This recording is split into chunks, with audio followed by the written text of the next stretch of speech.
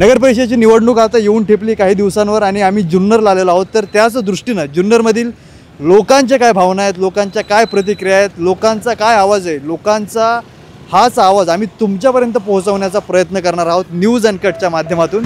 शिवसेना उद्धव बाळासाहेब ठाकरे या पक्षाचा मतदार हा जागृत आहे आणि विकासासाठी बांधील आहे। जो आत्ता भाजी बाजार आहे आमचा तो नव्याने पुनर्जीवन झालं पाहिजे, कारण या शहराचा मध्यवर्ती भाग असल्या कारणाने इथेही लोकसंख्या भरपूर आहे।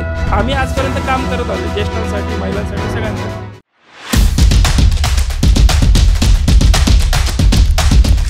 न्यूज अनकटची टीम सध्या जुन्नरमध्ये आहे आणि आज आपल्यासोबत आहेत शिवसेना उद्धव बाळासाहेब ठाकरे पक्षाचे संदीप ताजने, ज्यांनी नगरसेवक या पदासाठी उमेदवारी अर्ज भरला आहे। आपण त्यांच्याकडनं जाणून घेऊयात त्यांच्या विकासाचं मॉडेल काय। सर नमस्कार, न्यूज अनकटमध्ये आपलं स्वागत। सर नमस्ते। प्रथमतः मी जुन्नर शहरामध्ये तुमचं स्वागत करतो। नगर परिषद निवडणूक 2025च्या माध्यमातून शिवसेना उद्धव बाळासाहेब ठाकरे या पक्षाकडनं प्रभाग क्रमांक 3B या जागेवर मी नगरसेवक पदासाठी उभा आहे। तर आज या आपल्या माध्यमातून आपण जुन्नर शहरात आलात आणि शहराची संपूर्ण माहिती घेत आहे की रणधुमाळी निवडणुकीची कशी असेल, कशा पद्धतीने चालेल। तर मी तुम्हाला एवढं सांगू इच्छितो की शिवसेना उद्धव बाळासाहेब ठाकरे या पक्षाचा मतदार हा जागृत आहे आणि विकासासाठी बांधील आहे। त्यामुळं इथला मतदार हा 100% शिवसेना उद्धव बाळासाहेब ठाकरे या पक्षासोबत राहील आणि आमचे जेवढे काही उमेदवार आहेत ते भरघोस मताने विजयी होतील, हा विश्वास या ठिकाणी मला तुमच्या माध्यमातून जनतेपर्यंत पोहोचवायचा। मला हेच विचारायचं की ह्या ज्या प्रभागातून तुम्ही उमेदवारी अर्ज दाखल केला, या प्रभागाच्या काय समस्या आहे आणि ते तुम्ही कशा पद्धतीने सोडवणार आहात? प्रभागातल्या निरंतर चालणाऱ्या समस्या तर भरपूर आहेत। नळ असेल, पाणी असेल, वीज असेल, सांडपाण्याची व्यवस्था असेल। याबरोबरच आमच्या प्रभागातील समस्या म्हणजे आमचं शहर तसं पूर्वीच्या काळातील म्हणजे आमचा प्रभाग पूर्वीच्या काळातील मोठा बाजारपेठेशी निगडीत म्हणजे बाजारपेठेशी जोडलेला प्रभाग होता। म्हणजे महत्त्वाची बाजारपेठ, पारंपरिक बाजारपेठ म्हटलं जाईल तर सदा बाजारपेठ असेल, त्याच्यानंतर जुना भाजी बाजार असेल, याच्याशी जोडलेला होता। कालांतराने विकास झाल्यानंतर शहराचा विकास होत गेला, भाजी बाजार वरच्या साईडला गेला, त्याच्यानंतर नवीन स्टँड बनलं गेलं, त्याच्यानंतर मार्केट म्हणजे व्यापारी संकुलं वरच्या भागात भरपूर झाली। त्यानंतर ह्या भागाकडे थोडंसं दुर्लक्ष किंवा आर्थिक गणितं थोडीशी वेगळी झाली, समीकरणं व्यावसायिक असेल सगळे। तर या माध्यमातून मला एवढं सांगायचं की ह्या प्रभागाकडे सुद्धा जो आत्ता भाजी बाजार आहे आमचा तो नव्याने पुनर्जीवन झालं पाहिजे, कारण की ह्या शहराचा मध्यवर्ती भाग असल्या कारणाने इथेही लोकसंख्या भरपूर आहे।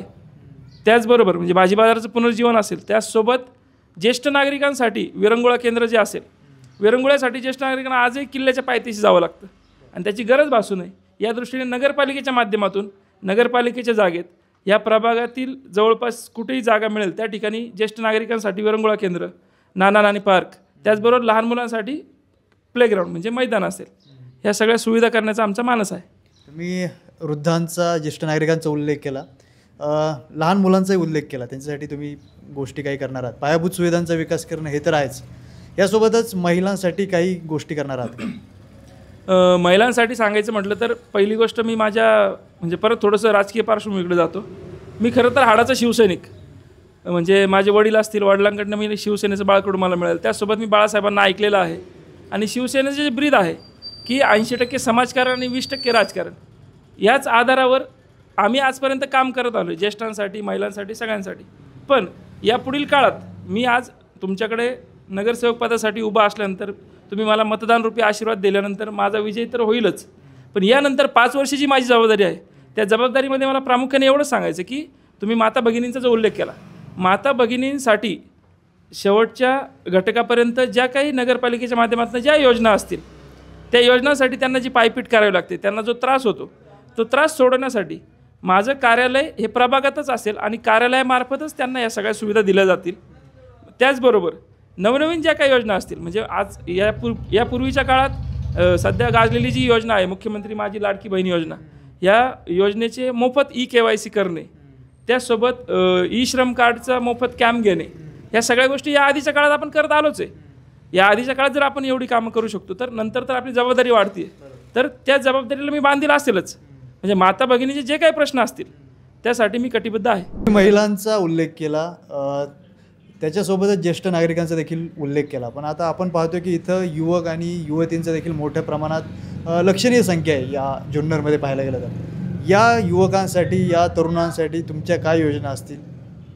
युवक आणि तरुण याच्यामध्ये प्रामुख्याने युवक आणि तरुण सुरू होतो विद्यार्थी दशेतनं. तर विद्यार्थी दशेतनं युवक तरुणांपर्यंत पोहोचण्यासाठी किंवा विद्यार्थ्यांसाठी काय करता येईल या माध्यमातून नगरपालिकेच्या माध्यमातून अभ्यासिका तर सुरू झालेली आहे आत्ताच्या ह्या 6 महिन्याच्या कालावधीमध्ये. पण त्या अभ्यासिका पूर्ण सुविधायुक्त नाही आहे. तर ती अभ्यासिका पूर्ण सुविधायुक्त म्हणजे ज्या मूलभूत सुविधा आहेत त्या अभ्यासिकेत उपलब्ध व्हाव्यात. त्याचसोबत प्रभागामध्ये अभ्यासिकेत मुलांना करिअर गायडन्स म्हणजे व्यावसायिक मार्गदर्शन असेल, त्याचबरोबर MPSC, UPSC, तलाठी, पोलीस भरती या ज्या काही स्पर्धा परीक्षा आहेत याचा अभ्यास करण्यासाठी दर महिन्याला वेगवेगळे चांगले मार्गदर्शक आणून म्हणजे राष्ट्रीय स्तरावरचे, देश पातळीवरचे, तर ज्यातनं युवकांना मार्गदर्शन मिळेल, त्यांना सुलभ होईल स्पर्धा परीक्षेचा अभ्यास करण्यासाठी. हे तरुण आणि तरुणीसाठी दोर. त्याचसोबत आपल्याकडे रोजगारभिमुख अभ्यासक्रमाची सुविधा देण्याचा मानस आहे. त्याचबरोबर रोजगार मेळावे असतील, ज्या रोजगार मेळाव्यातनं 100% रोजगार उपलब्ध होईल ही खात्री असेल. एवढंच मला तुम्हाला सांगायचं. निश्चितच त्यासाठी तुम्हाला मनपूर्वक अशा शुभेच्छा. धन्यवाद.